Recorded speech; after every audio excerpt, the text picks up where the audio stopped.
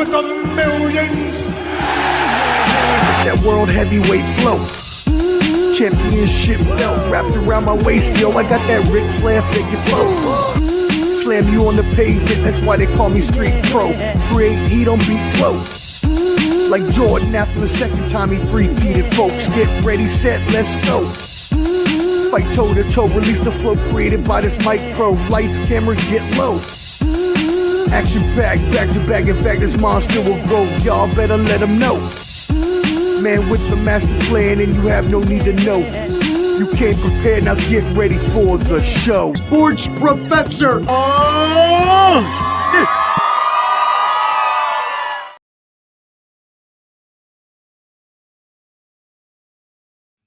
Yo, yo, yo, what up, what up, what up, friends? You know who it is. Omar, the Professor Fonseca, here with another installment of The Professor's Semanalmente.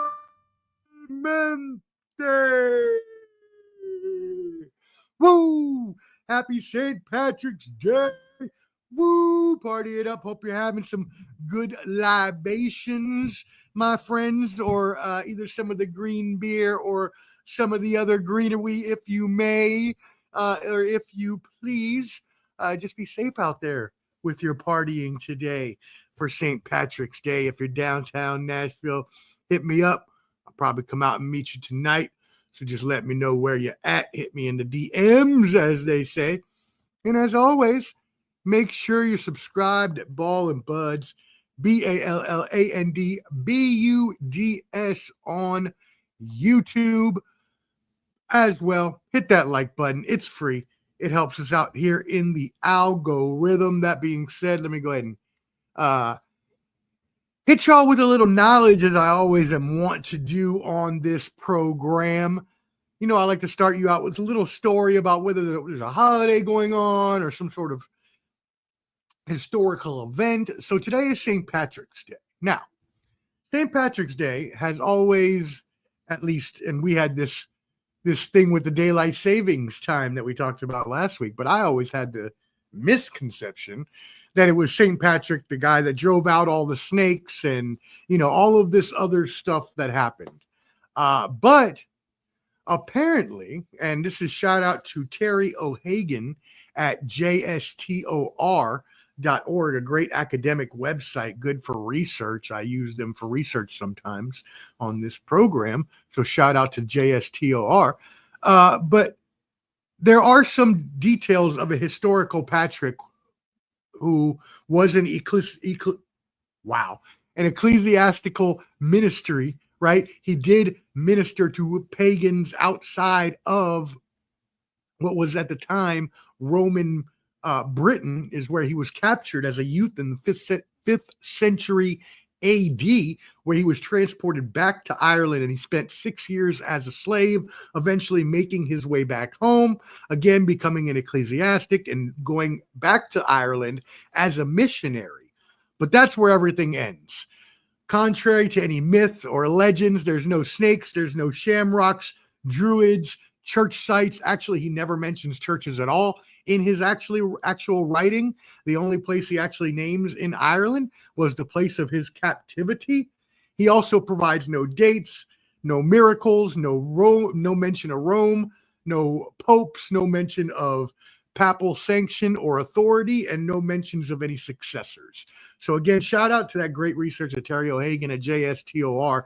But clearly, St. Patrick, while maybe a good person who tried to get the word of faith out that he believed into other people, not exactly the mythical figure and mythical being that we all thought he was to be at first. You know what I mean? Shout out Canteen, my brother. Y'all make sure you turn into The Bottom Line Sports tomorrow night, probably 8 p.m. Eastern tomorrow night. Be on the lookout. Join The Bottom Line Sports Facebook group. We'll be talking March Madness, NFL, NBA, all the good stuff. You'll get my our March Madness predictions on there. So there's a shameless tease for tomorrow. But we'll talk about March Madness here in just a second. And then as well, we're getting to our entertainment pop culture as we always do. We'll also give you our Donald Trump weekly update as we always do, and then get into some world news, updating you on the Ukraine-Russia ceasefire talks that are continuing this week. Let me go ahead and take those off as, yes, we celebrate St. Patrick's Day, but there is no, it's a little hyped up, a little bit of that bluster we talked about last week. Maybe St. Patrick ain't the great saint that he was made up to be, but nonetheless, it is a celebrated holiday all over the world, especially people who like to enjoy a good libation or two, including myself. I did yesterday with a very beautiful woman. Was happy to spend time with her for a few hours yesterday, enjoying the St. Patrick's Day festivities. Hopefully, get to spend some time with her again soon. Your boy on his thug Bizzle. Anyways, all right, let's get on. Let's keep it moving. You know what it is. The Professor Semanalmente again. Thank you for tuning in. Ball and Bloods, BALLANDBUDS. Hit that like button for me. Let's move it into sports. Yes, sports for the week. Obviously, we have March Madness this week. It is going to be amazing. Now, you all know, very much so because I've been talking about it for the past month now, that March Madness, especially that first weekend, is either my favorite sports time of year or it's very close up there with, I'm pretty sure it is my favorite sports time of year. March Madness, especially the first weekend, you get basketball all weekend, 4 days in a row, games going all day, all night. It's just amazing. Speaking of, I'm going to talk about my UCLA Bruins here in a moment, but my Bruins, the men, are actually playing in Lexington. So I am thinking about catching either a flight or a bus over there for this weekend to go catch the game. We'll have to see how that turns out. If I take a bus, I'll have to stay like 4 days, and I don't know that I really want to do that. But the flights are super expensive, like $350 for one way.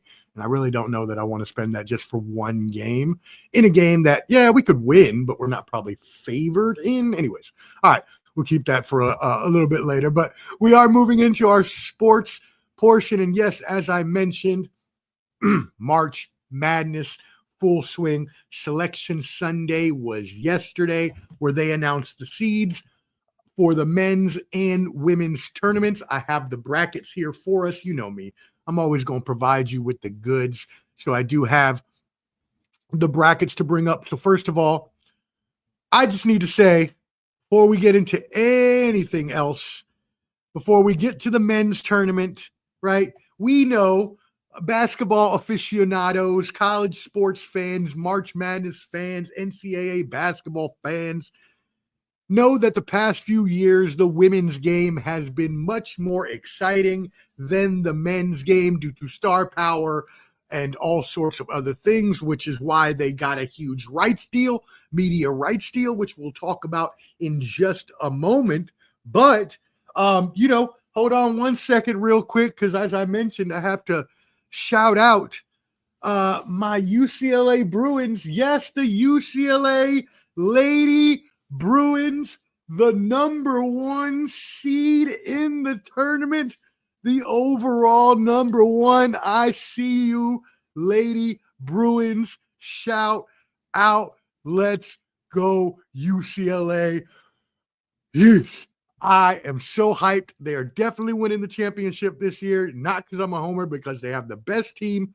But let's talk about some of the other teams first, because there are a lot of other teams and ladies that deserve to be mentioned, because as I told you, they are carrying the momentum from Angel Reese and Caitlin Clark last year, getting all those, like I said, the media rights deals, the ratings through the roof, and now they are leveraging, parlaying that into what is going to be another amazing tournament. I first have to talk about our rival, our hated enemy, the FUSC Trojan Condoms. Beat us twice this year. We got them back in the Big Ten tournament.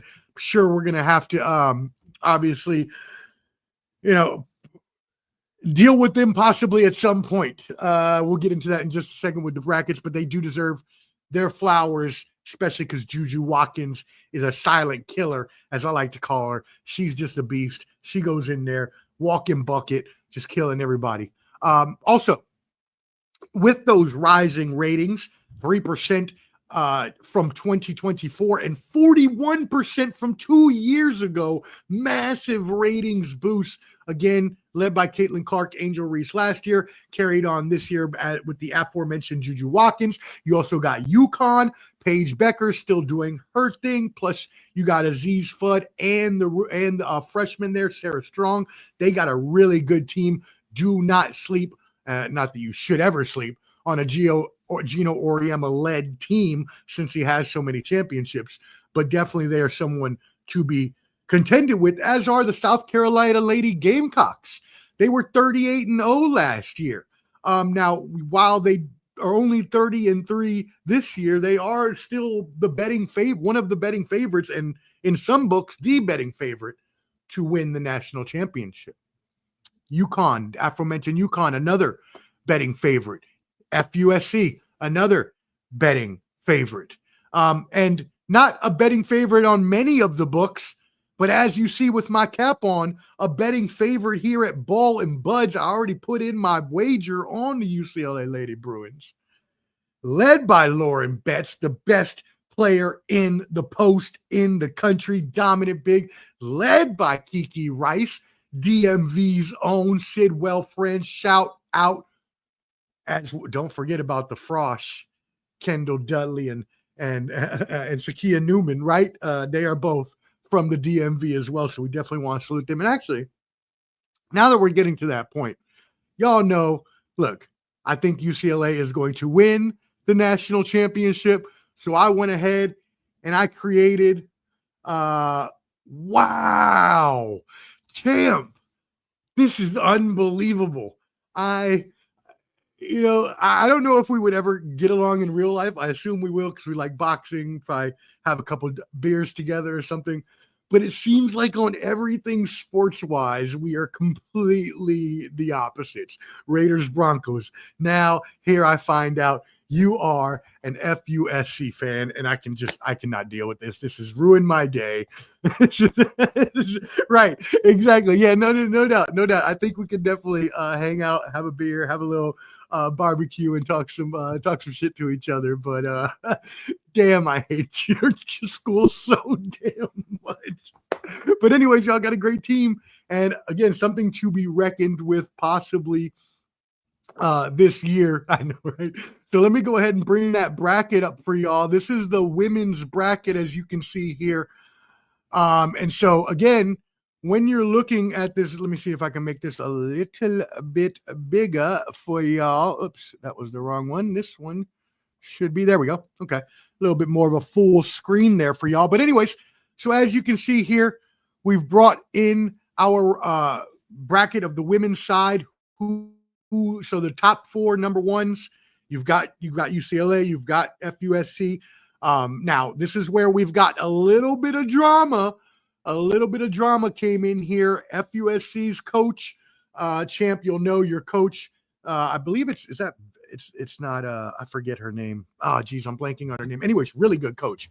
But she was complaining earlier this morning that USC was screwed as a number one because of having UConn in their same bracket part. So in each region, y'all, this is what you got to look at and especially for y'all that are going to bet or do your March Madness picks. Each obviously there's a region for each of these schools, each of these seeds, and you want to look at each region because those are the places that you're going to pick your four teams that emerge for your Final Four. So again, when we're looking at this, you get those sorts of things that pop up. And so USC, their coach came out again and was like, hey, this doesn't seem fair that we were one of the best teams in the country, if not the second best team in the country, and we end up with UConn. Valid criticism. I agree. I think they were probably the second best team after UCLA in the country this year. And I do think they got the hardest road with having UConn there, so they did kind of get screwed. But I do think they'll get past UConn, and I do see UCLA and USC playing in the in that left side of the bracket there as you see. Cool. The second seed in UCLA's bracket, as you see, is NC State. So UCLA, as the number 1 seed, does seem to have the easiest road here in terms of region competition, which it should be. That's how it's supposed to play out. The number 1 overall seed is supposed to have the easiest road in terms of other seeded competition in that same region. Moving over to the right-hand side, you see we got South Carolina, the aforementioned Lady Gamecocks, up at number 1. Number 2 in their side is the Duke Blue Devils. You'll hear a lot more about them on the men's side when we get to them, but don't flake on their women's side. And I do want to point out one sleeper here, and it's not just because it is my alma mater, but the Lady Terrapins from the University of Maryland. You see them there, number 4 seeded. Don't sleep on them. Don't sleep on them. While I don't think they have the goods necessarily to beat South Carolina, I will tell you right now, they have an amazing team. And if they're healthy and they have everybody, including, everybody from the Coach Brenda Freeze being on her game all the way down to the last person on the bench, including the rookie Poffenberger, who've been having a great year. I mean, it's just a good team. I think they're a little young, and it does kind of make me upset a little bit in terms of that they wasted. It seemed, well, we'll see what happens in terms of this actual tournament. But it seems to me that they kind of, and again, I feel kind of bad saying this, wasted the career of Cheyenne Sellers. Cheyenne Sellers has been there for 4 years now, has been an all conference, all nation player each year there, and they just weren't able to get it done there in her time. Also got to shout out my girl, Allie Kubek. Hey, woohoo! She gives me a little, you know what? Let me stop. But she is a beautiful, beautiful young lady, and she can ball. Shout out, Allie, if you hear this right now. I am shooting my shot at you. Holla at your boy. Jump in the DMs. Ball and Buds, BALLANDBUDS. Allie Kubik, number 14. I see you, girl. Okay. Anyways, moving on as I just shot my shot at a college basketball player. All right, let's keep it moving in the right-hand side because I can do that because I'm a player. On the bottom right-hand side, you get the Texas Lady Longhorns led by Madison Booker. Had a little bit of rough end to the season there, so we'll see what happens with them there. But in number 2, another Texas team, Texan Christian University, the Lady Horned Frogs, as y'all know, my favorite mascot in the whole United States college, aside from obviously my aforementioned schools, but I'm talking about non-affiliated professor schools. They are better than Vanderbilt, though. So anyways, you see the women's bracket there again. I told you I got UCLA coming out here. I don't even need to wait. I don't even need to tell y'all to come tomorrow on the Bottom Line Sports to find that out. We're probably not going to talk the women's side. I doubt Canteen or Hot Take Jake want to talk the women's side. Maybe they do. Canteen does love him some college, so I could be wrong. But we'll probably definitely just talk the men's side. I'll try to get them to talk women's either way. UCLA, USC on the left-hand side, South Carolina, and then I'm actually going to go with an upset on the lower right-hand side, and I'm going to pick, and you know what? I'm going to change that. I was going to pick Tennessee, but actually Louisville and Notre Dame both had great ends to Louisville had a really good end to the season, but Notre Dame did not. Notre Dame had a rough end to the season, but they got Hannah Hidalgo, who's a beast. Oh, that's tough. That's tough. You know what? I'll go ahead. I'm gonna pull a whisker out my behind here, and I'm gonna go with Notre Dame turning it around, and the 3 seed coming out of there out of Birmingham. And then in the finals, I got UCLA beating the South Carolina Lady Gamecocks. Shout out to everybody on Instagram watching. Appreciate you, my brother Bajo. I see you out there. Speaking of Bajo, we'll talk about him in just a little bit because we'll have him on show later this week, either maybe this week, hopefully this week, maybe next.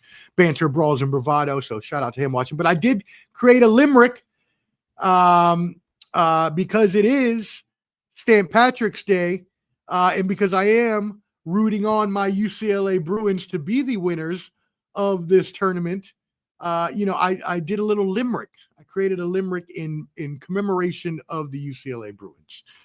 And it goes a little something like this. There once was a squad dressed in blue, whose talent dazzled on a cue. With Kiki Rice shining bright and Lauren Betts' fearless might, they conquered and won every duel. London Jones would light up the arc, while Gabriela Jaquez ignites the sparks.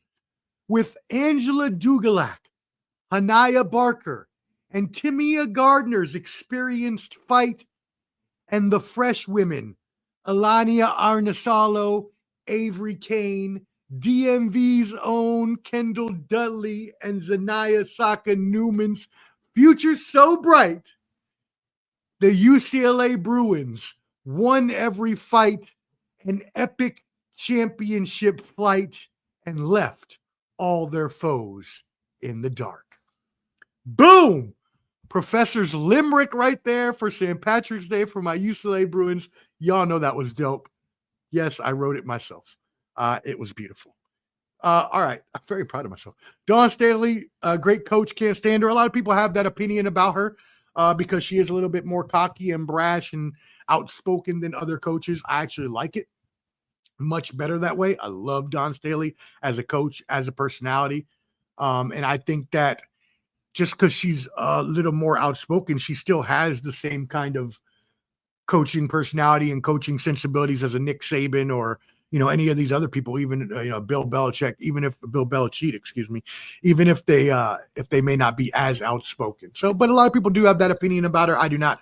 I love you, Coach Dawn Staley. All right. So that is the women's side of the bracket. I kind of want to repeat that limerick again because it was so damn good.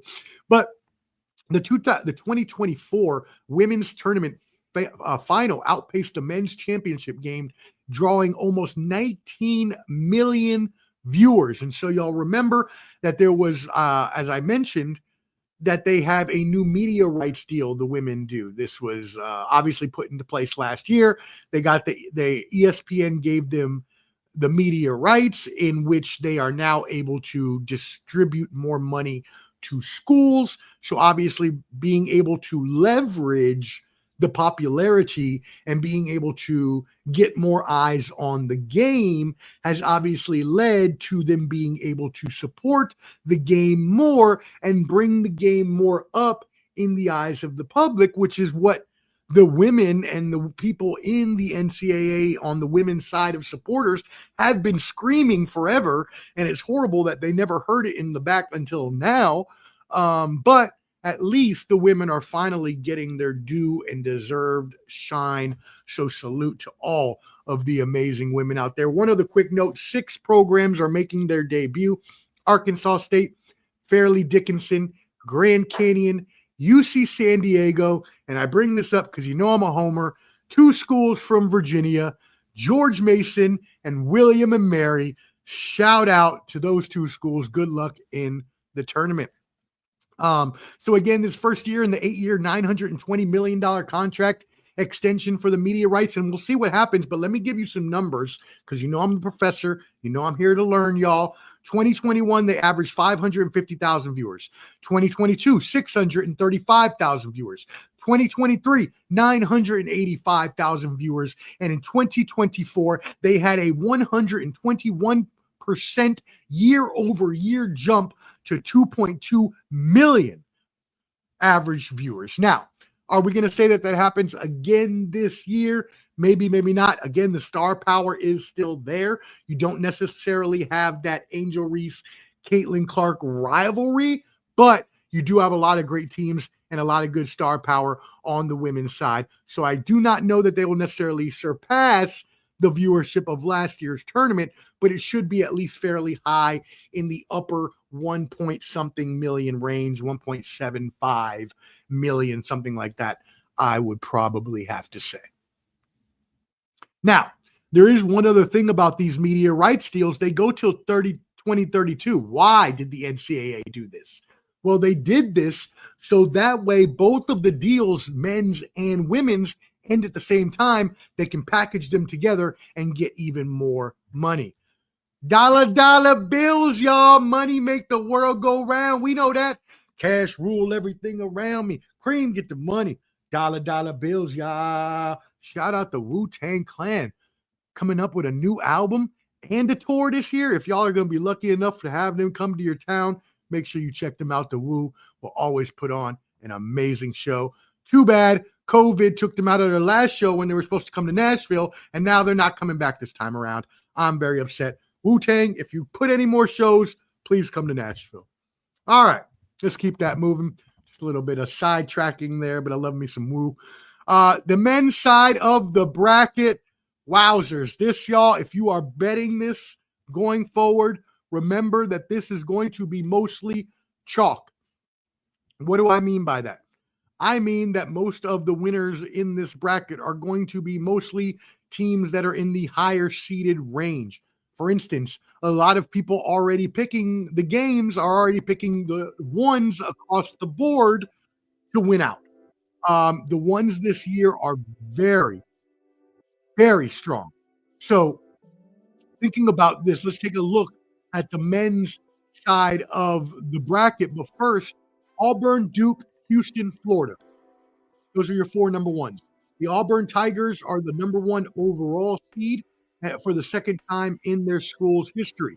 But you will remember this whole year, if you watch this program, you will know I am the professor. I teach you things because I want y'all to be smart out there when you're talking all of these different subjects. I want y'all to make sure that you have the best knowledge from your professor. And I told y'all all year long, the SEC was running shop in men's basketball. They were leading the top 5, the top 10 all year long. They have now set a record 14 teams out of the 70 or the 68, in the field. Wow, that is crazy. So we'll see what happens. They've got a lot of good teams. Florida is playing really good ball right now. I can't tell you who I'm going to pick because it's a shameless plug for the Bottom Line Sports tomorrow, 8 p.m. Eastern. Make sure y'all check us out at The Bottom Line Sports on Facebook or also at Ball and Buds on YouTube. I'll give you my men's NCAA picks tomorrow, so that will not be tonight. But you got to watch out for Florida. You got to watch out for Duke. You got to watch out for, obviously, Auburn, probably the team that I'm not sure yet, but they're up there. I'm looking at Auburn, looking at Houston. Obviously, you can't count Houston out. Yes, Houston has been disappointing us year after year in the actual tournament, a la James Franklin and Penn State. They just can't seem to win the big one. But I, at some point, think that Kelvin Sampson, the coach there, will get over the hump and they will win a championship. And this year is probably their best year because they do have Cryer and Sneer and all of the great upperclassmen talent that is leading that team.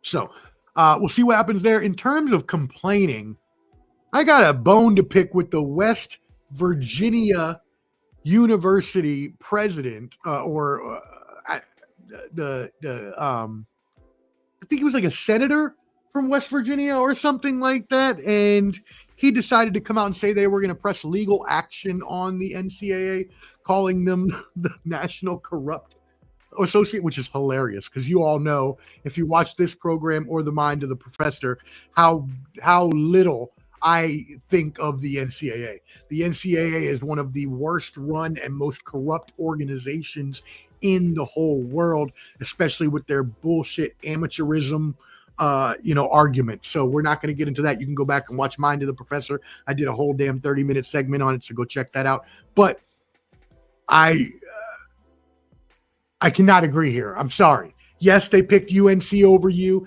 Yes, UNC is a blue blood. You aren't. Yes, UNC is going to bring more eyes to the TV.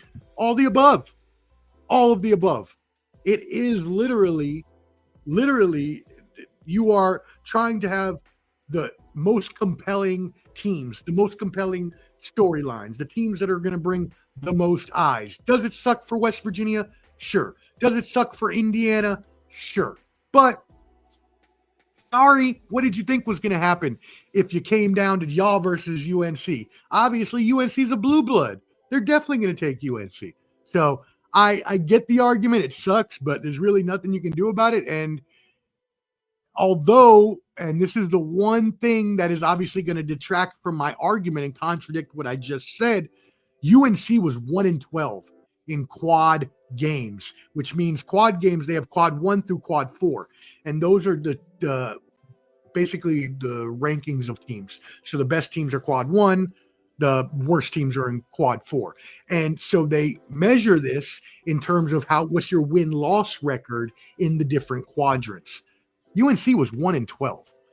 Whereas, WVU and Indiana were a lot better. I believe both of them had at least 4 or 6 wins in the quads. So in quad 1 specifically, quad 1 I should be talking about specifically. So pretty crazy, but you knew UNC was going to get in. I don't know why you would think anything different there. So, but again, we talked about all of that, the media rights, how much more viewers they're getting. And now the women also have an equal conference fund. This is where conferences get money distributions from the NCAA based on how many teams from their conference get into the tournament and how many times they win games in the tournament. Then that conference gets more money.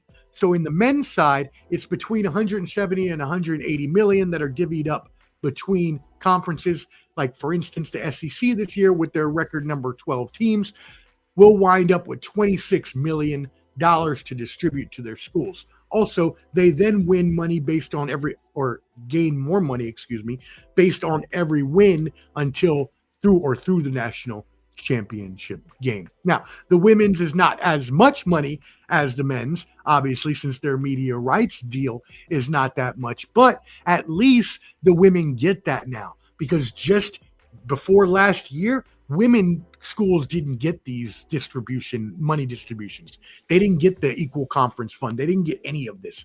It was just now instituted once they got their new media rights deal. And Dawn Staley, the aforementioned that Champ and I were talking about, has called it probably the best invention for women's basketball in terms of boosting the game up. Another fun fact, sports books project a record $3.1 billion. See that pinky ring is actually on the ring. It's a nice ring. Thank you to my beautiful and lovely producer who bought me that ring. But anyways, billion projected to be bet on March Madness this year. I know I have already bet a little bit of money, and I still haven't even filled out my brackets yet or done squares or done my actual day picks every day. So I'm sure I will bet at least a few $100s this year on March Madness myself alone. So, right. Money makes the world go round, as I said. Shout out. We have got to give a shout out to Dick Vitale. Yes. Oh, shout out Felicia. I see you tuning in. Yes. A club's cousin, one of my favorite people. I love Felicia. She says, of course, the women are making less, but things are a-changing. Yes, damn right they are, and they deserve to be. The women's game is on fire, and women's sports in general are on fire and deserve to be highlighted and deserve equity and treatment, and maybe not money, because the media rights are obviously two different media rights. But once 2032 comes along and they work those deals together, the women's pay better go up a lot more than it is now. But yeah, we're very happy that the women are finally getting their just due. Moving on. Unrivaled tonight. Yes, Unrivaled. If you do not watch the women's basketball game, Unrivaled, it is a new, I talked about it on this show. I talked about it on The Bottom Line. It was a 3-on-3 league where a lot of the WNBA players could go and play and not have to worry about going overseas. And, we have talked about that here on this show, where we talked about how the women have to go travel to overseas countries to try to get more money, because obviously in Russia, they may pay like $1 million versus whatever you have here. But then you end up with the Brittany Griner situation, which is obviously nothing that we ever want. In this lifetime. Before, you know what? And I apologize. I forgot to show the men's bracket. Well, You just got to tune into the Bottom Line Sports tomorrow. We'll be talking about it all show tomorrow. So tune in there, and you can see it there because I'm not going back now. Unrivaled tonight has their championship game starting. Actually, it started at 7:30 Eastern. It's on right now on TNT.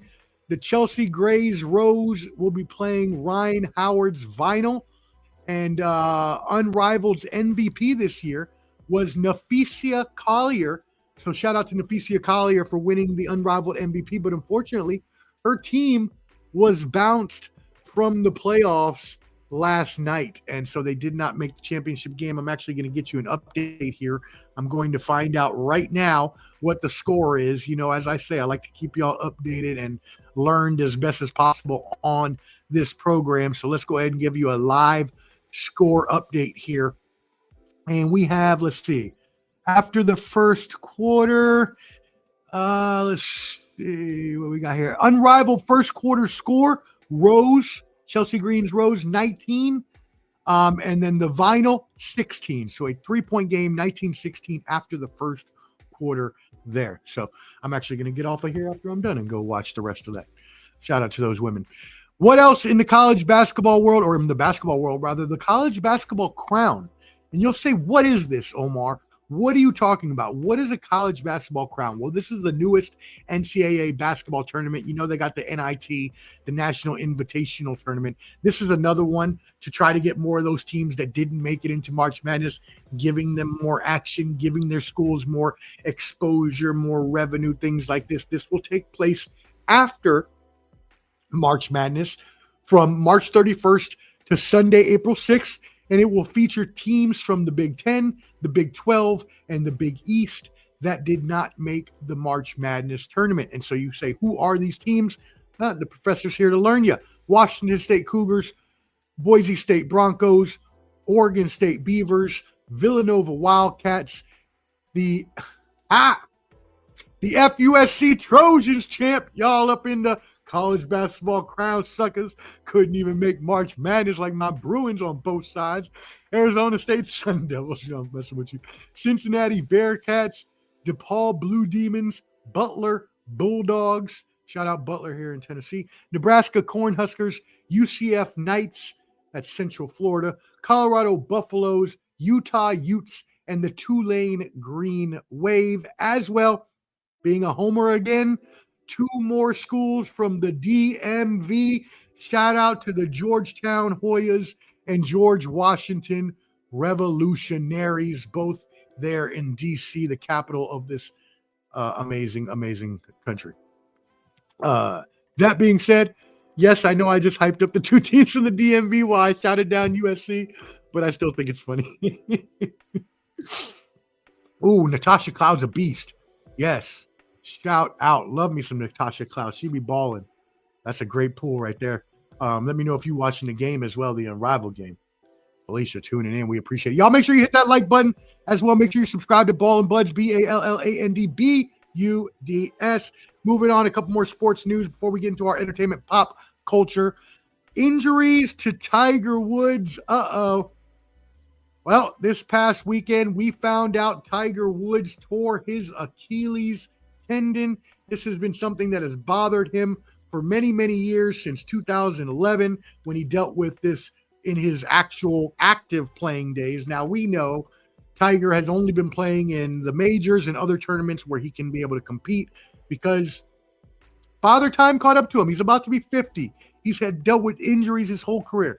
And no matter how much I love Tiger Woods or other people love Tiger Woods brought the game of golf to black and brown people, and for that he needs to be saluted. I would have probably never played golf in my life if it wasn't for Tiger Woods, and I actually love the game of golf because I did follow Tiger when I was a kid. You're not going to see him again in any substantial action. Not that we had anyways, or that you should have expected to. His real playing career was already finito, donezo, goodbye, you're gone. Here you go. Get out of here. See ya. Good night. Good night, bang. But we still love to see Tiger whenever we can. He now has the Tigers Golf League. I know that's not what it's called. I like to call it that facetiously because he's the main face of it. He won't be playing that for a little bit, it looks like, either until this recovers. It's obviously a 9-month, year-long injury. Somebody his age, maybe even a little longer, but at least he can still be the face of TGL. He is also one of the main proponents or main protagonists in the talks between the PGA and LIV Golf in Saudi Arabia, trying to get them to do a merger, which, by the way, the update there is that you will be seeing a merger at some point, probably this year, in terms of agreements to merge organizations to let LIV players back into majors and things like that. But you won't actually see them come back together as one united golf league, probably for a while. Probably be a while before that happens. Speaking of golf, Rory McIlroy this morning won in overtime for the Players Championship. He won a record $4.5 million, which, by the way, fun fact, back in 1974 when this tournament started, Jack Nicklaus won the first Players Championship and he earned $50,000. It is now $4.5 million. That's a lot of inflation, a lot of buckaroos being passed around. But shout out to Rory McIlroy. Again, he played bad down the stretch yesterday, letting the other kid get into it. I forget the kid's name. I apologize. You played a great game, but you didn't win. So winners get the recognition on this show. There's no participation trophies in life. All right. Moving on to NBA. The Magic ended the Cavaliers' 16-game winning streak yesterday. Yes, the Cavs might even get to still 70 wins. They have a 16-game winning streak, a 15-game winning streak, and a 12-game winning streak. So the Cavs are doing some amazing balling this year. Also, Peyton Pritchard, Boston soon-to-be sixth man of the year. Shout out to my Celtics. He has now set an NBA record with his 219th three-pointer of a year. That is an NBA record for a bench player. The previous record, shout out to this name, Wayne Ellington, 218 threes off the bench for Miami in 2017-2018. Before we go to our rankings, NFL news, Jamar Chase and T. Higgins both re-signed in Cincinnati. What are you saying? Hey, Omar, how did that happen? Well, I believe I called this on the bottom line last summer. I called this when they said, well, what would you do with the Bengals players? And I said, I would sign all three of them. I would make sure I have Burrow, Higgins, and Chase signed to a long-term deal. I got laughed at. No, they can't do that. They don't have enough money. Well, boom, they do have enough money, and they finally did it. Bengals finally spending money like a professional damn franchise instead of whatever they've been doing for the past 50 years. You got to keep them. The only way the Bengals are going to win a Super Bowl is with that offense. It's through Joe Burrow and that offense. They need to fix that offensive line. If they have a run-of-the-mill top 15, top 20 defense, Joe Burrow can win them a Super Bowl with Jamar Chase and with T. Higgins. So shout out to the Bengals for doing what they finally did and had to do. But I called this last year and told them they needed to do this before they wasted all this money that they could have saved signing these players the last 2 years. Like the damn Dallas Cowboys in here. Speaking of all other NFL news, Texans cornerback Derek Stingley Jr. is now the highest paid defensive back in NFL history, signing a 3-year, $90 million contract in over the weekend. And that will be it for our sports news and updates. But I do want to go ahead before we move into our entertainment and pop culture. Let's go ahead and go through our rankings for the week for our NHL, NBA, and MLB. Yes, baseball is coming back, baby. Baseball is back. So we're going to start giving our baseball power rankings. Let's go ahead and start off first with NBA, though. This week in our NBA power rankings, at number one, the aforementioned Cleveland Cavaliers. They are number one with a 56-11 record. At number two, the Oklahoma City Thunder, 56-12 record. At number three, my Boston Celtics, 49 wins, 19 losses. At number four, the Golden State Warriors, y'all. I'm telling y'all, see, y'all come here because y'all know how smart the professor is. Y'all come here because y'all know I'm always right on everything I say. Every prediction always turns out to be right. I called this. I said when Golden State traded for Jimmy Butler, this was going to change the whole dynamic of the team, and they were going to make a deep playoff run. They won 12-1 since they 13-1 after last night since they traded for Jimmy Butler. Warriors on the rise. And at number 5, I have to finally mention them. You know how much I hate them and their main player. You know, I'm a LeBron hater. But the Lakers have been doing their thing since they traded for Luka Doncic. They are now 41 wins, 25, and in 5th place in the NBA.com power rankings. Not my personal power rankings, or they'd be all the way at the bottom because the fakers suck. Hot take, Jake. Get the hell out of here. All right. Moving on. NHL power. I love you, hot take, Jake. Moving on to the NHL power rankings. Hey, y'all. You know, we got to update you on that OV watch. Alex Ovechkin scored another goal in the past week. He is now 8 goals shy of Wayne Gretzky's record of 895 goals. So we will see what happens there, but they still got about 15 games left, so he still can go 1 goal every other 2-game average to break the record by the end of the season. And hey, his team is happy that he is still the old Alex Ovechkin, old being a key word because he is old, but he's still great.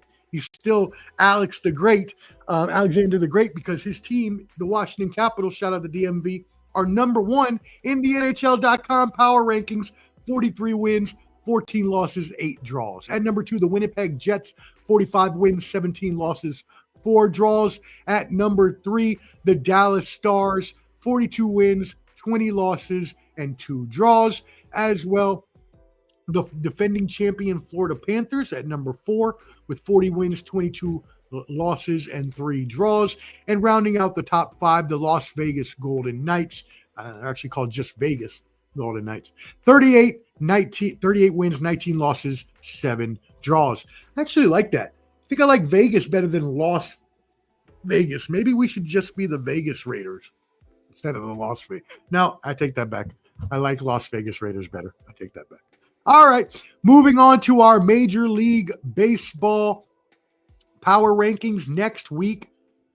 We will have our MLB insider for Ball and Buds, Mike Wiebe. We'll be back on the program. It has been way too long since we spoke with him last year, to be exact, as the playoffs were starting. We missed talking with him. By the way, happy birthday, my redheaded friend. I love you. It was his birthday this past weekend, so we give a shout out to my brother Wiebe. And we'll have him on next week to preview the MLB season, either on my show or the Bottom Line, or maybe even both.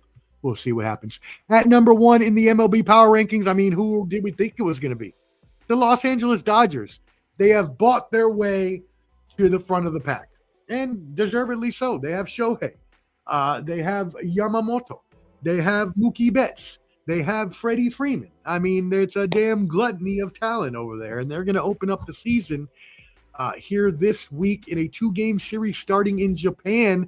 Yes, they are trying to leverage that Shohei Ohtani star power. I believe that 2-game series starts tomorrow, I believe. And every other game, by the way, the rest of the MLB season starts on Thursday. So if you're looking for your team to play, all MLB teams will play Thursday.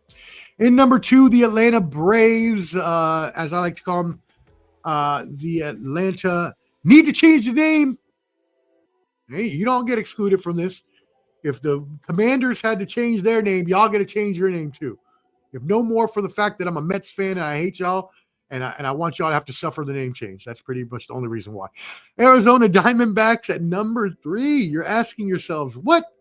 Why are the Diamondbacks so high? Well, if you remember the past few years, they have been in the playoff race in and out every year with a really good team. So we'll see if that holds out to be the case. I don't know if I'm that high on them this year.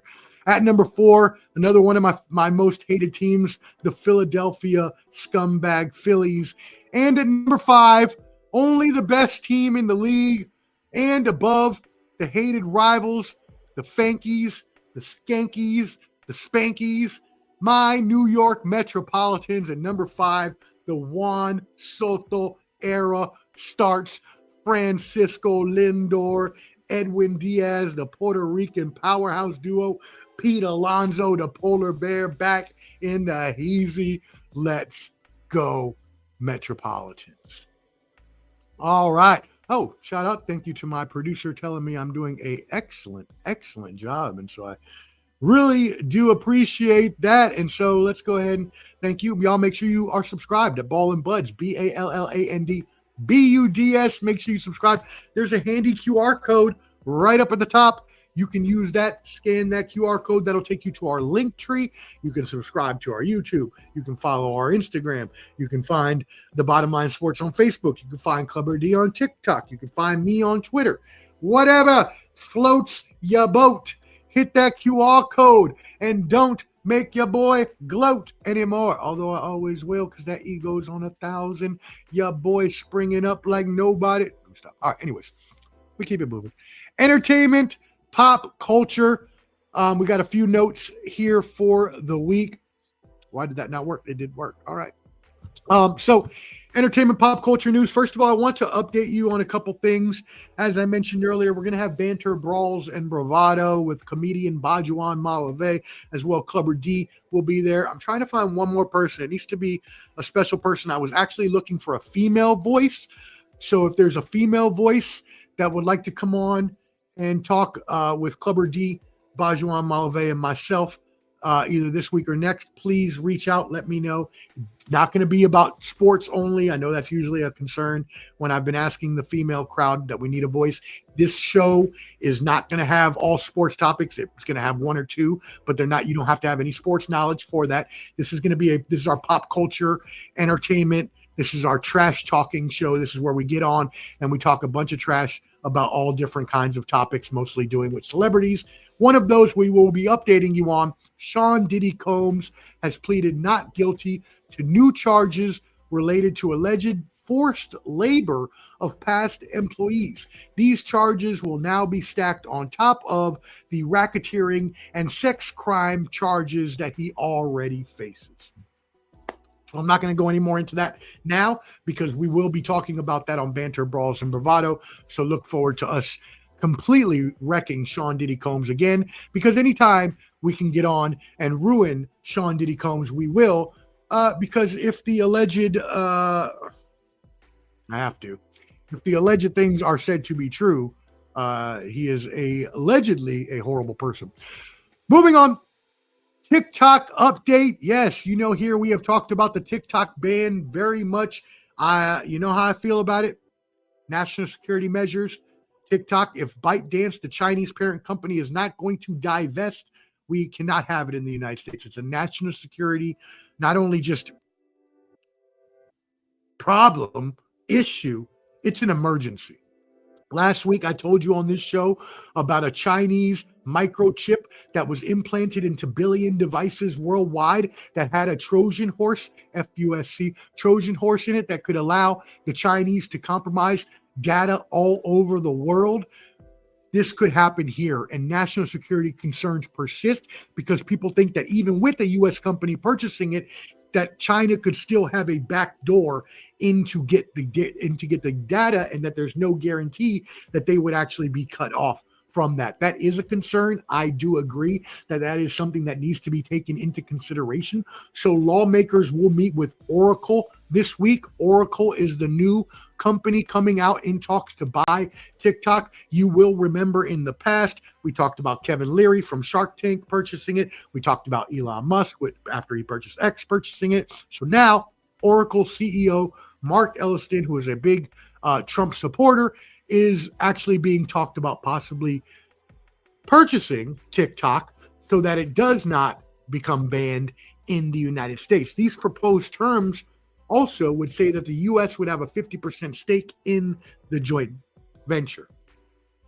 So again, we will see what happens there. As always, we will keep you updated on this program, but April 5th was the original deadline for this TikTok ban to go into effect. So we will see if Oracle chooses to proceed or if one of those other companies we talked about chooses to come back before that April 5th deadline.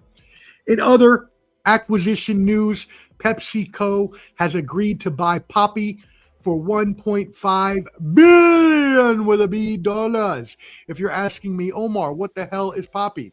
I've never drank it. Don't ask me. But apparently it is a prebiotic soda maker.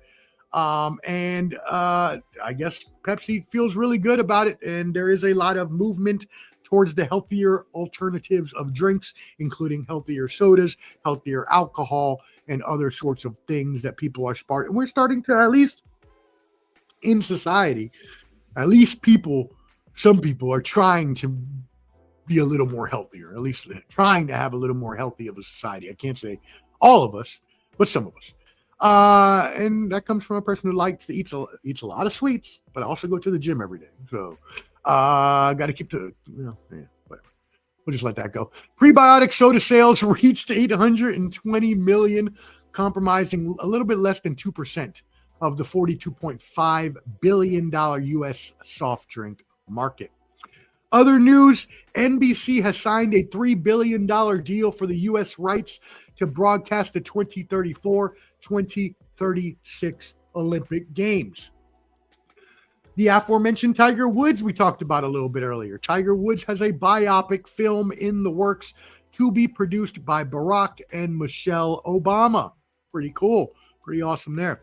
Spotify has paid out an all-time high of $10 billion in royalties to the music industry in 2024. That is more than $1 million to nearly 1,500 individual artists. So shout out if you were one of those 1,500 artists that made $1 million on Spotify in 2024. You're awesome. Other news, sequel to the 1984 cult comedy This Is Spinal Tap. Actually love that movie. You probably wouldn't picture me for that sort of movie fan, but I really did like it. Is set for a September 12th release.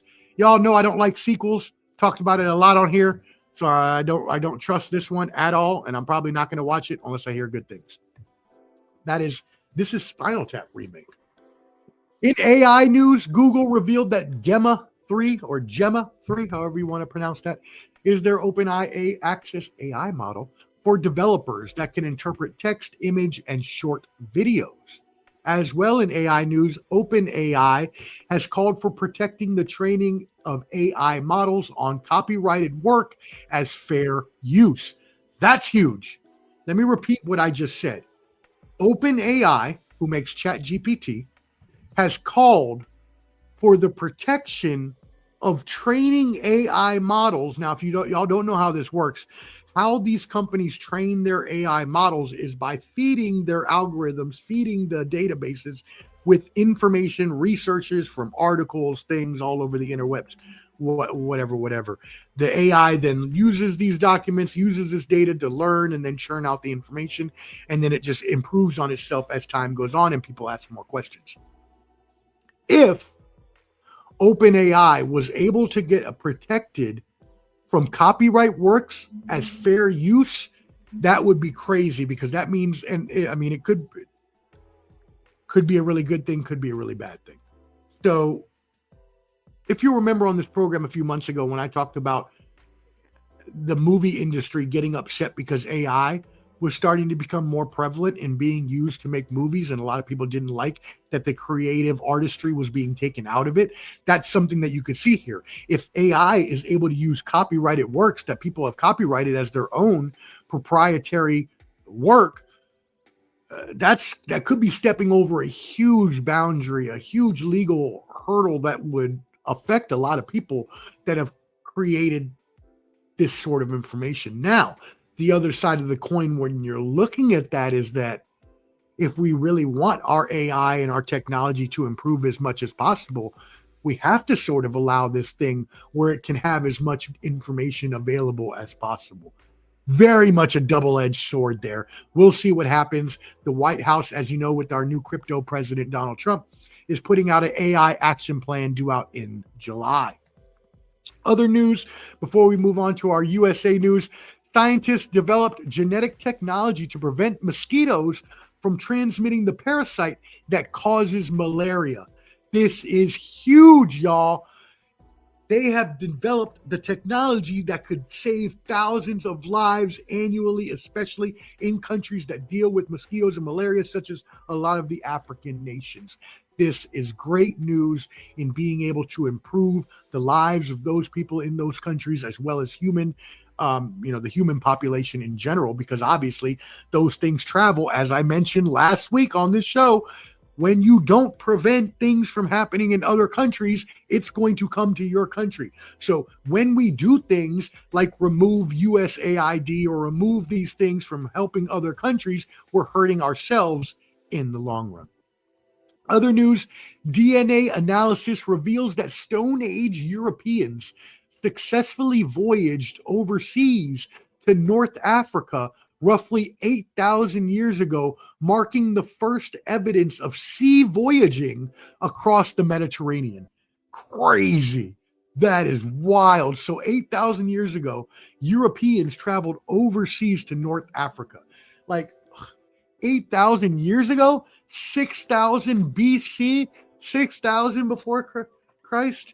Wow. I mean, Noah's Ark had the big boat. But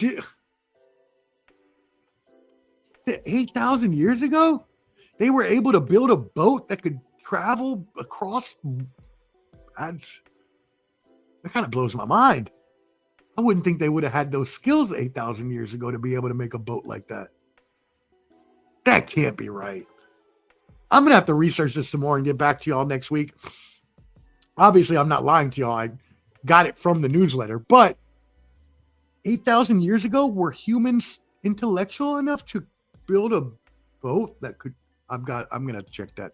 I will get back to y'all next week and let you know on that issue. Yes, top of the evening to you. Thank you, Pops, for tuning in. I love you. Thank you for the support.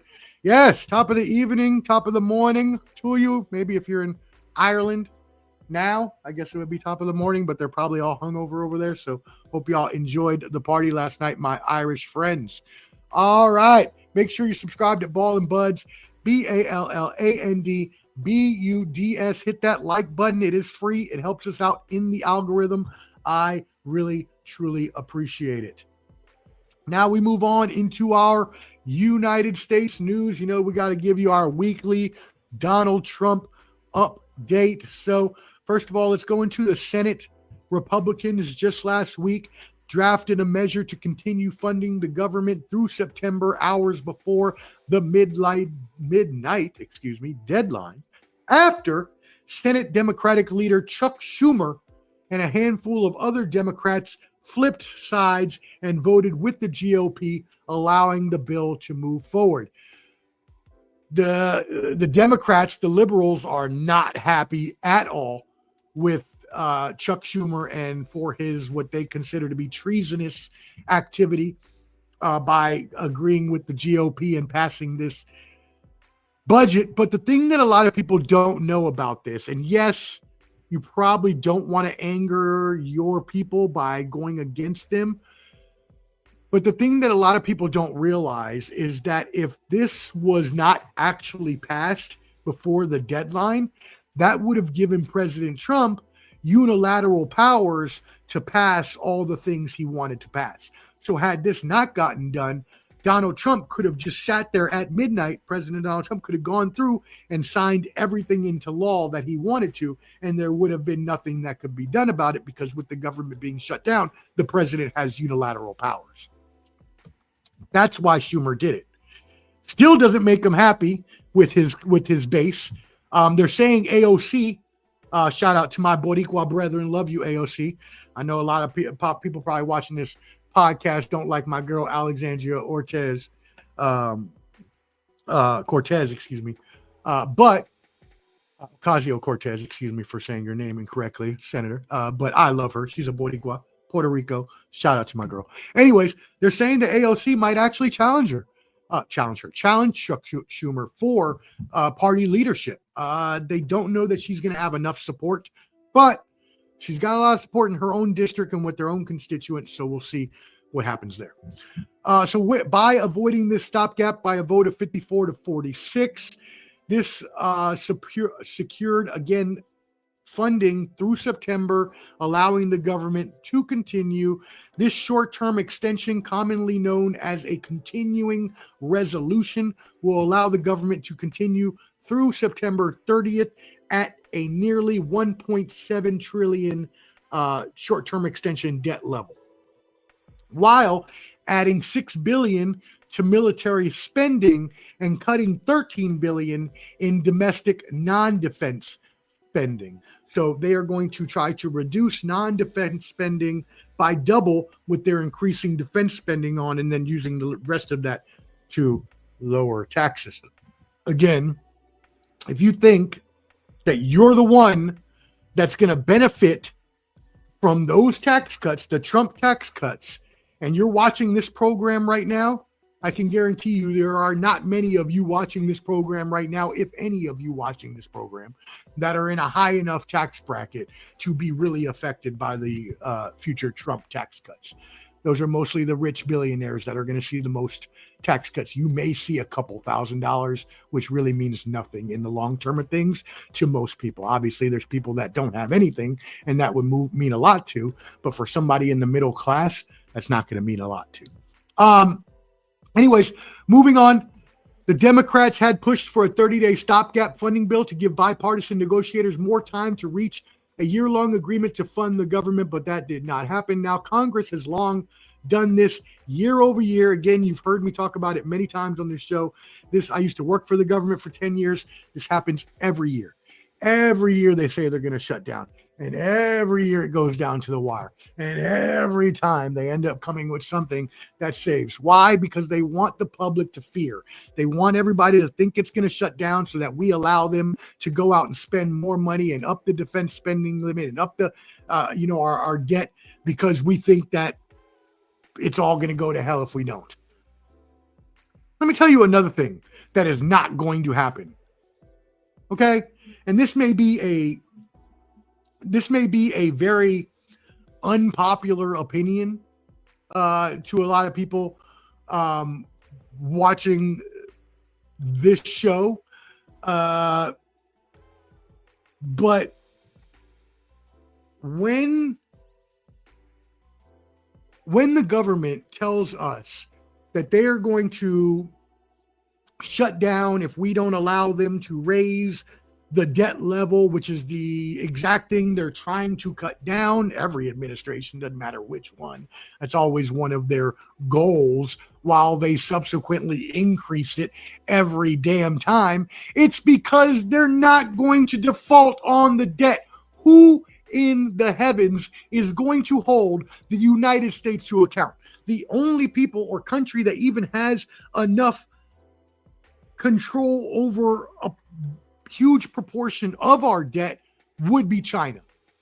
And even then, no matter how much of our debt they control, which they do control a good amount of it, no matter how much, it doesn't matter. They wouldn't be able to hold us into account to default on our debt. It is all a boogeyman that the government uses year after year after year to allow us, or to make us citizens think that we have to allow them to keep spending more money, or it's all going to go to shit. When it doesn't really matter, because the United States ain't ever going to default on its debt, because who the hell is going to come over and take the money from us?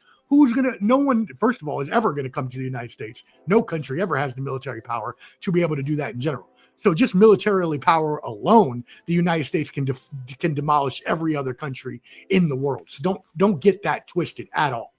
Stop tripping right now. Don't get that twisted. The United States military is more powerful than any other military in the world, and no country would ever come into this country and have any kind of success militarily. Now, obviously, there are nuclear warheads, things like that need to be taken under consideration. But if you really think that some of these countries are going to hold us to effect to our debt, how?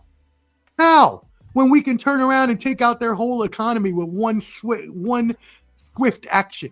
Did you see what happened when Russia first took over Ukraine, and President Biden at the time put in all those sanctions on Russia, and Russia's economy almost went into the toilet until they were saved? That's what I'm talking about. So there's things that just need to be looked at there. Sorry, I missed some comments here, so let me get back. My bad, Flo. I was looking at my document to make sure I'm getting good information. He says God gave them the dimensions and told them exactly how to build it. It took Noah 100 years to build it. But that's what I'm saying. So this was 8,000 years ago. So you're telling me that 8,000 years ago, these Northern Europeans spent 100 years to build a boat and then were able to sail to North Africa? I just don't believe. I get what you're saying. And yes, I agree with what you're saying. But even then, even if they had the dimensions, I'm talking about the pure intellect of the human population in general at that time.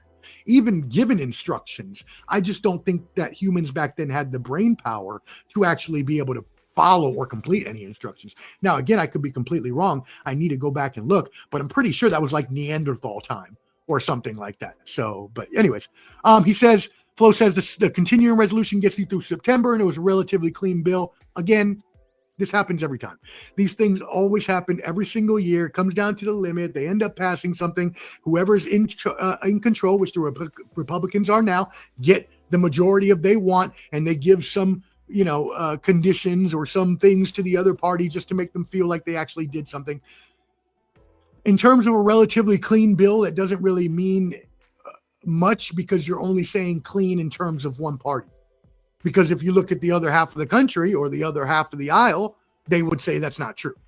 So yes, looking at it from the GOP side, the conservative side, the side that you're on, of course you would say that. The other side does not see it that way. Pop says they better get a grip soon. I mean, again, we all know the government's not going to shut down. Gabe Jr. enlisted a 10% raise. Love that. Absolutely love that. The military, our veterans, all of them should be getting more money. If anybody should be getting paid the most in this country, it is the people that sacrifice their lives for our country, and that is our military and our veterans. Salute to Flo, salute to Canteen, salute to Cupboard D, salute to myself, salute to Skywalker Boxing, all the Papa Chunyo, all the other veterans that we work with and we stream with here. We love you and we thank you. President Trump is trying to get rid of income tax for households that make $150,000 or less. That's not going to happen, Flo. Come on now. You're smarter than that. I know you're smarter than that. I've been working with you for 2 years. I know you're smarter than that. There's no way in hell they would ever come up with enough in 4 years to be able to do that. That's not going to happen. And if you even get a check back, which I know you've mentioned before on your Facebook page, a $5,000 check, again, for super poor people, yes, that's going to help out a lot. But for somebody that's middle class, $5,000 check probably ain't going to help very much. Most people blew through their $2,000 COVID check in $2,500 COVID check in a couple weeks. So, you know what I mean? It might help people pay a couple bills, but that don't last too long. You're going to need a lot more than that for it to make a dent or make any sort of, kind of impression on people's pockets that really are hurting right now and really need it. You know what I mean? So, but we'll see. Hey, if you see something different pop up there, then yeah, let me know. I'd love to be proven wrong, and I'd love to actually say that the regular average middle class family is not ever going to have to pay taxes again. I have been around too long, and you're older than I am, Flo, so you should know this, and you're in the military, so you should definitely know this. We've been around too long to know that sort of thing has never happened, no matter what administration has tried.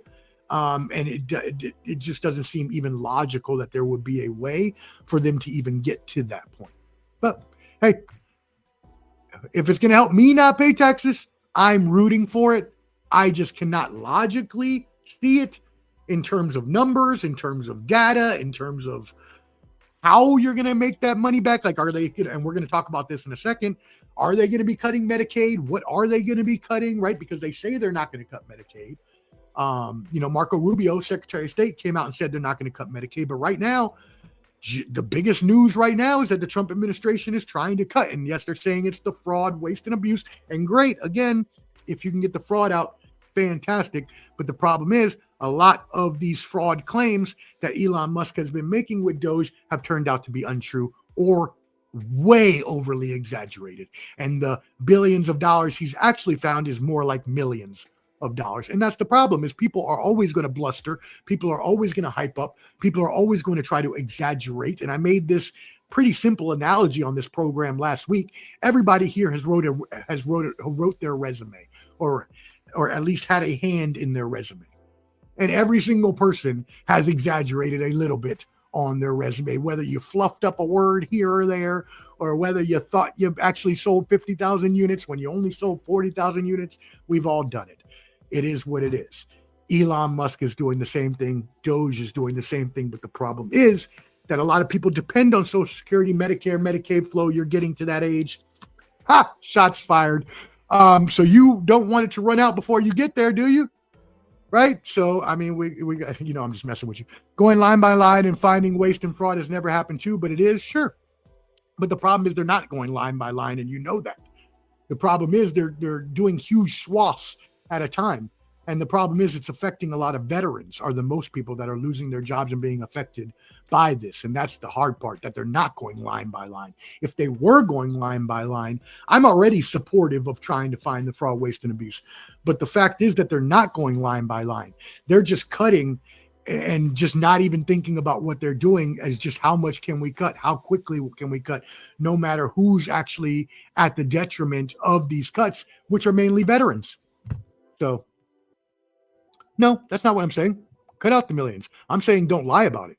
I'm saying don't exaggerate. That's what I'm saying. Because when you tell people we're going to save $4 trillion, but you're really only saving $2 billion, that's a lie. When you say, you cut 8 million in USAID or whatever, and it turns out it was only 1.5 million, well, that's a lie. It's an exaggeration. It's not true, and you know it's not true. But again, they're going to do that. All politicians do it. And Elon didn't get to the point where he was by not exaggerating or not lying a little bit. I can tell you that. No one gets as rich as he does without lying or exaggerating from time to time. They're not going line by line flow. So you're telling me Elon and his people are literally going through every single charge on every single federal government program. No, they're not. You know that because it's not even possible. We don't even have enough people. They don't have enough people. We don't have enough people. You would need hundreds of thousands of people to be working on that, and they don't have that many people working on it. There's no way you could do it. It's just not logically possible. There's way too many line items. It's just not possible. Again, Flo, I have looked at the Doge website, and I have also gone on to find out from Fox News, from Newsmax, from all the organizations that a lot of those things they put on the website are lies or exaggerations, and that a lot of them have later been pulled off the website, but you didn't know about it because you saw it at that time and didn't go check it again afterwards. That's why. That's what I'm saying. And you know that, Flo. You're being very disingenuous right now. You know that. Dude, even if they were doing one agency at a time, you would still need hundreds of people to do it, and they are not employing hundreds of people. They're not. They're not. So, just is what it is. Anyways, again, I am in full support of cutting fraud, waste, and abuse. The problem is that they are not cutting with a scalpel, going line by line as they should be, or as we hope they will. They're cutting everything that they possibly can and as much as possible, and it's affecting a lot of veterans and a lot of innocent people that do not deserve to be affected. Instead of cutting jobs and people's lifelines, how about we actually cut contracts? How about we actually cut resources? How about we actually cut defense government contracts? How about we actually cut the amount of paper that we waste in the government? I talked about how the VA will send me a bottle of prescription medicine and send it in a huge ass box, like we really needed to waste $16 on that. That stuff can be cut out. You don't have to ruin people's lives. Anyways. I mean, you can say I'm being disingenuous, but I'm not. I know logically, because I'm smart, that you would need a certain amount of people to be able to go line by line through the government. And they do not have that many people. You would need literally more people than they could even afford. You would need hundreds of thousands of people working on this, and they don't have that flow. And if you can prove to me they do, please send me the list of the hundreds of thousand employees they have working in Doge. I would like to see it. And yes, they have. You're right. I give you that. They have. But what I'm saying is that's where they need to start, are contracts with governments, contracts with companies, not people contracts, not actual employees. I mean, hey, that's true. But I know what's happening. And I know they're not going line by line. It's not possible. Just not possible. Anyways, keep it moving. All right. So as we were talking about with Medicare and Medicaid, Trump has promised that there will not be a reduction in benefits, but the House also said that they are looking to cut, obviously, 800. The House's plan calls for $880 billion in cuts over a decade, including healthcare, energy, another $230 billion from agriculture, programs for the poor, including the SNAP program. The House also says they want to cut $330 billion from education programs, like our education in this country isn't already horrible enough. We need to be paying teachers more, not less. I already said that on the program last week. Senate Republicans have been in locked, closed-door debates all week about Medicaid and about what they're going to do, because if they are going to pay for extending Trump's $4.6 trillion tax cuts from 2017 and continue the mass deportation of immigrants and boost military spending, again, as I just talked to Flo about, you got to have the money, and you don't have the money right now. So how do they do these things? Right? By increasing the debt limit, by increasing the spending, by getting the average Mark on the street to think that they're making their lives better, or they're going to get some tax cut that's really going to have an impact on their life when it's not, because they need them to agree with them so they can spend more money, so they can get their people, their constituent, their bases, themselves, their families, their friends rich. Because that's what all politicians do. On the left, on the right, in the center, purple, brown, black, white, green, red, yellow, blue, all of them. They all do the same shit. So we'll see what happens. But I don't even think Medicare, Medicaid, Social Security, I wonder if it's even going to be there when I get that age. And that's a pretty scary thing to think about. Now, luckily, I won't have to worry about that sort of thing, as I get all my health care for free through the VA. But there are a lot of people that are not like me, that are not blessed to have those sort of things. So we'll see where the Republicans actually cut from in the future. President Donald Trump has also signed an executive order that seeks to dismantle 8 federal agencies, deeming the bureaucracy to be unnecessary. The March 14th order directs agencies to shut down all non-legally required functions, cut staff, and reduce statutory roles to the bare minimum required by law. So if you want to talk about what Flo was just talking about, going line by line, that literal statement from President Donald Trump tells me the exact opposite, that they are cutting everything and reducing to a minimum, and they don't care what they cut. He literally just said it. That disproves your whole argument from President Trump himself, Flo. So there you go. I didn't even need to say it. He said it himself. He has given agency heads 7 days to report compliance or be cut completely. Again, not line by line. Just get the hell out of here. President Trump has yet to issue an executive order on eliminating the Department of Education, but has already cut half the staff and $1 billion in contracts. We'll see if that's the actual number. Department offices outside of Washington are to be closed to save additional time and money. Fine. If they don't need it, that's fine. But I would still like them to relocate those workers to the DC area, where those workers could still keep their jobs and not have to lose their livelihoods. Just my personal opinion. But maybe I'm wrong. Maybe I just care too much about other people. Maybe that's what Christ teaches you. Anyways, so we'll keep it moving. The administration is considering a 3-tiered ban targeting 43 different countries, including 11 that would be hit with an outright travel ban. So let's look at this. What are some of these countries?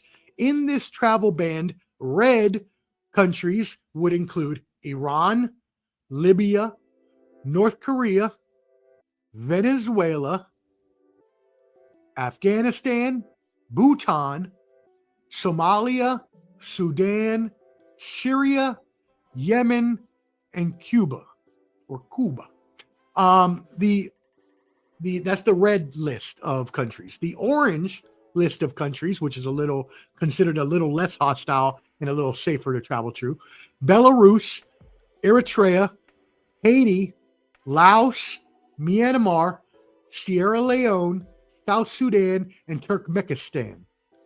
The yellow list, so a little bit safer on the scale: Angola, Antigua and Barbuda, Benin, Burkina Faso, Cambodia, Cameroon, Cape Verde, Chad, the Republic of Congo, the Democratic Republic of Congo, Dominica, Equatorial Guinea, Gambia, I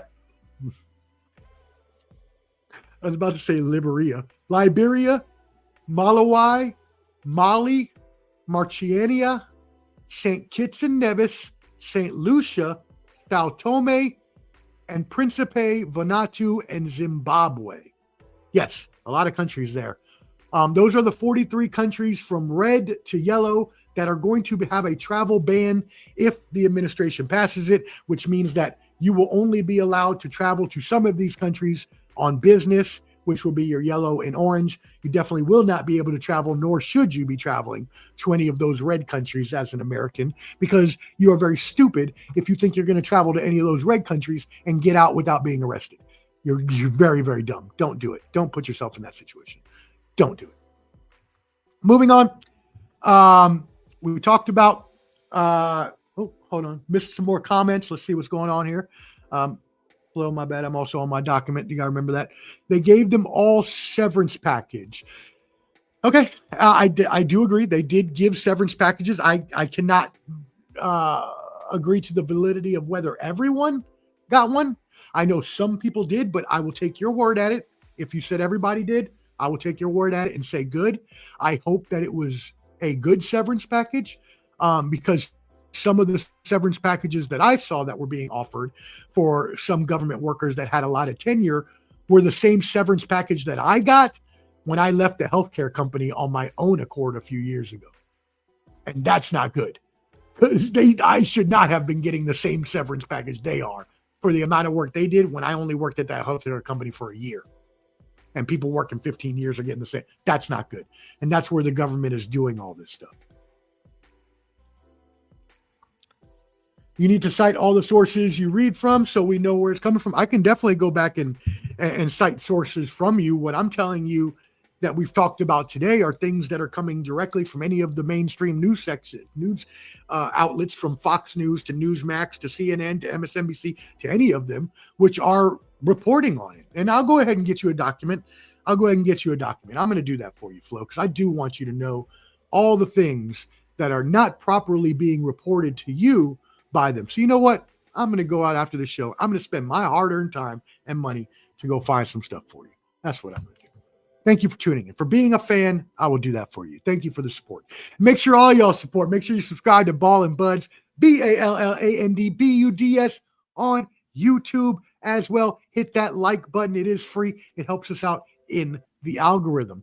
Last USA news, Beijing is not a fan of the Panama Canal sales. Apparently, Hong Kong conglomerate CK Hutchinson and China let the world know through a op-ed that appeared in the state-owned newspaper Takung Pao last week that the $23 billion deal announced last week for the two Panama ports to become U.S. investor-controlled assets alongside 43 other ports in 23 countries was praised by President Trump, who has accused China of controlling the Panama Canal.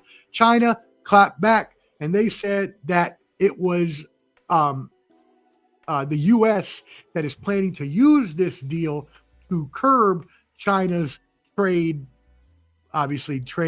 partnerships, all aspects that would come with their trade, which obviously, yeah, a lot of the trade from this whole world goes through the Panama Canal. I agree with Donald Trump on this completely. I do.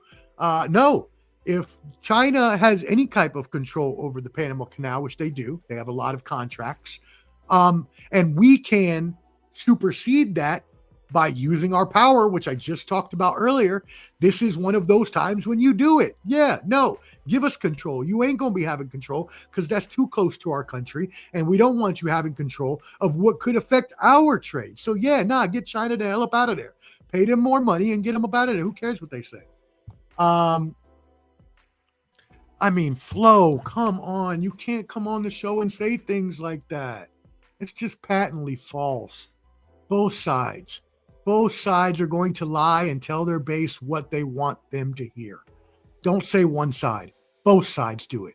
And the fact that you're really attributing it more on one side to the other, it just really goes to show how biased you truly are. Come on, man. Just say both sides do it. That's all you got to say. You don't got to say one side does it more than the other. You sound like Donald Trump now. It's always got to be to the most or to the extreme. Just be honest. Just tell it's okay. Not everything has to be the best. President Donald Trump we're moving on to world news, actually sent attacks against Houthi rebels in Iran. So I completely, again, agree with Donald Trump here. This is actually not the first time we've sent attacks. When President Biden was in office, he also attacked the Houthi. But basically what's been happening here is since Israel and Hamas had their Gaza Strip beef start a few years ago, the Houthi, which is a terrorist group in Yemen, has been striking the waterways of where a lot of American ships and other ships worldwide are going through. And so the Houthis have been attacking these shipping lanes, preventing other countries from being able to get their boats through, all in obviously support of their terrorist regime, in support of what they are trying to accomplish as a terrorist group. So Donald Trump sent out the Navy, and they took out a bunch of the Houthi. They killed, I believe it was 6 killed, 6 injured in the actual attack, but he said that they're not going to stop and that they're going to keep doing it, especially if Iran tries to continue building their nuclear program. Again, completely agree with President Trump here that they need to be taken out, because they've been attacking these shipping lanes for more than a year now, and it's really bringing a huge problem, because it is also delaying products, making logistics, making things like that much harder around the world in terms of getting all the things that places need to get, including aid and other things. So the Houthis have targeted over 100 merchant vessels with missiles and drones, killing 2 vessels and sinking 2 vessels and killing 4 sailors, during their campaign targeting military and civilian ships. Shout out to the Harry S. Truman, which was the naval carrier that took this attack to the Houthis. Salute to the Harry S. Truman, which I know very well because a very close friend of the Ball and Buds show actually was on the Truman. So shout out to the Truman for doing big things. So we'll see what happens there. Moving on, Russia-Ukraine update. Talks will continue this week. Talks will continue in Russia. So Donald Trump is going to meet with Vladimir Putin this week to discuss some of the ways that they will be able to, let me fix this up for you here, to be able to get us some of the ways that they can try to figure out how to end this war. Over the weekend, Russian forces retook much of that border province, Kursk, that we talked about last week. So if you remember 2 weeks ago rather, I said that Ukrainian troops had taken over or taken back that Kursk province. Well, now Russia fought back, and now they've regained this. Now, remember, this Kursk province is huge in terms of the ceasefire talks, because it is right in between Russia and Ukraine and considered a vital part to both countries in terms of what they want. Also, we must remember, when we're talking about a U.S. mineral deal with Ukraine, that an estimated 40% of Ukraine's mineral resources are inaccessible because of Russian occupation. We also know that the Russian invasion of Ukraine in February 2022 has obviously led thousands of people dead and injured, displaced millions. Obviously, Ukraine looks similar to what the Gaza Strip looks like. A lot of rubble, a lot of other things. They're saying it's going to take billions of dollars and 10 years at least. So you'll remember I was talking with my producer last week about how long it would take estimated to build the Gaza Strip. And you'll remember I said it would probably take between 10 to 20 years to rebuild it back up. Well, that seems to be about right, because they're saying Ukraine, which is not as bad off as the Gaza Strip, would take about 10 years and billions of dollars to rebuild. So, those things take a lot of toll. War and trying to rebuild back after war takes a lot of money and takes a lot of toll on those countries. So we'll see if there is actually a ceasefire in talks. I wouldn't trust Putin farther than I can throw him, and I can't throw him at all. So I don't actually think that he's going to continue to go through with this, because every other ceasefire they've ever had in the past, he's broken. So I don't see why we're supposed to expect anything different. And this is one of the things I don't agree with President Trump on, is I don't think we should be allies with Russia. Actually, I should think we should be doing the opposite and doing what I said earlier and using all of our economic power to crush Russia. We could easily eliminate their economy very, very quickly.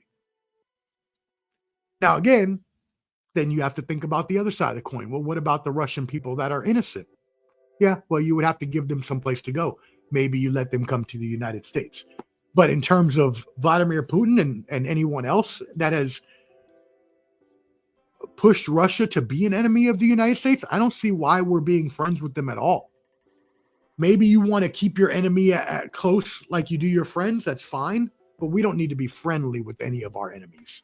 And that comes from someone who's very, very knowledgeable on these subjects. Let's just say that.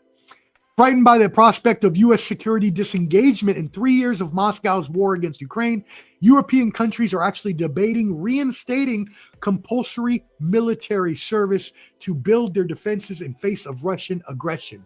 So, wow, this is crazy, y'all. So basically, because the U.S.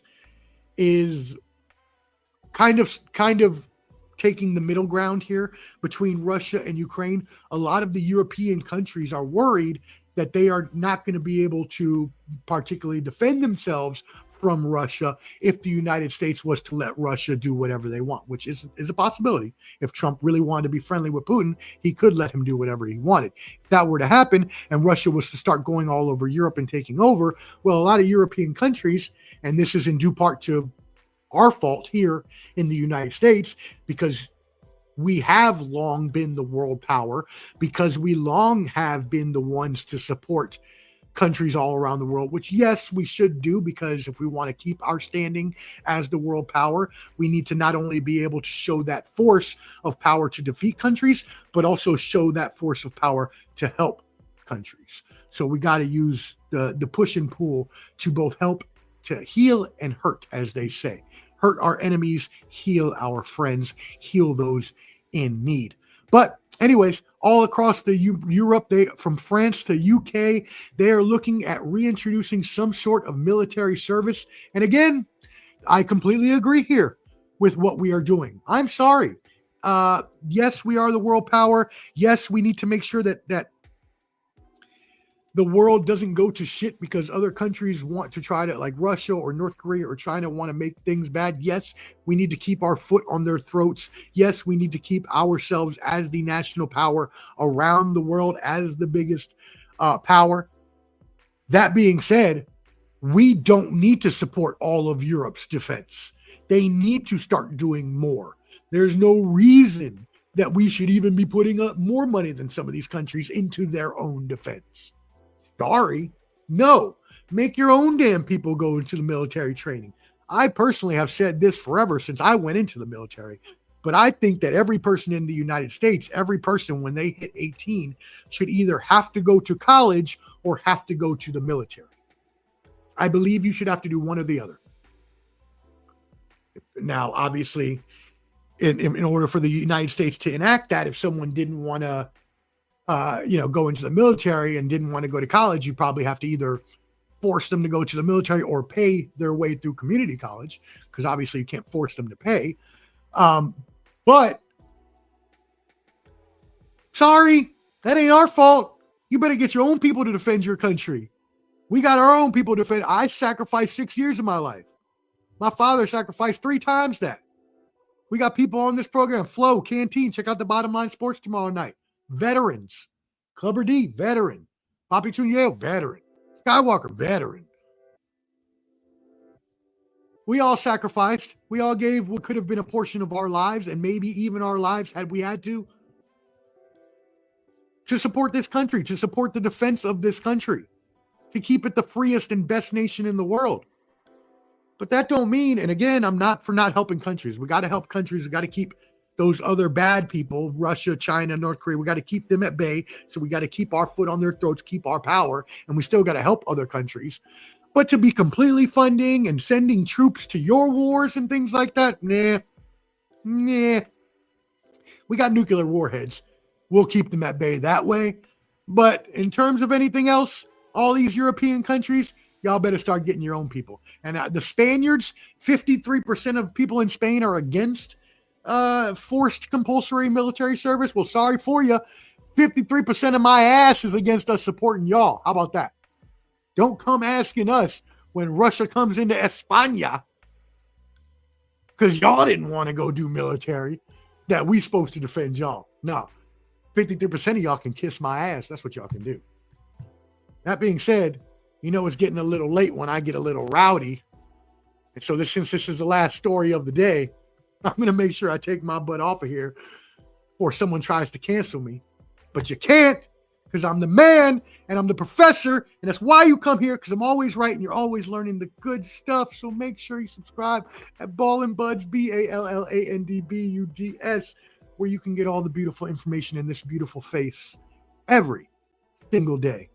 Because not only do I go live at least 2 or 3 times a week, Bottom Line Sports tomorrow, banter, brawls, bravado, clubberdy, Bajuan Malave, coming either this week or next. Be on the lookout. But I also put videos on YouTube every day. So you're always getting some sort of content. So please make sure you support that channel. Again, BALLANDBUDS, handy QR code right up at the top that you can scan to as well subscribe to our YouTube, follow our Instagram, and so much more. That being said, I really appreciate all you tuning in, especially Flo. I know some of you may think that me and Flo are at each other's throats, or it's very, very far from that.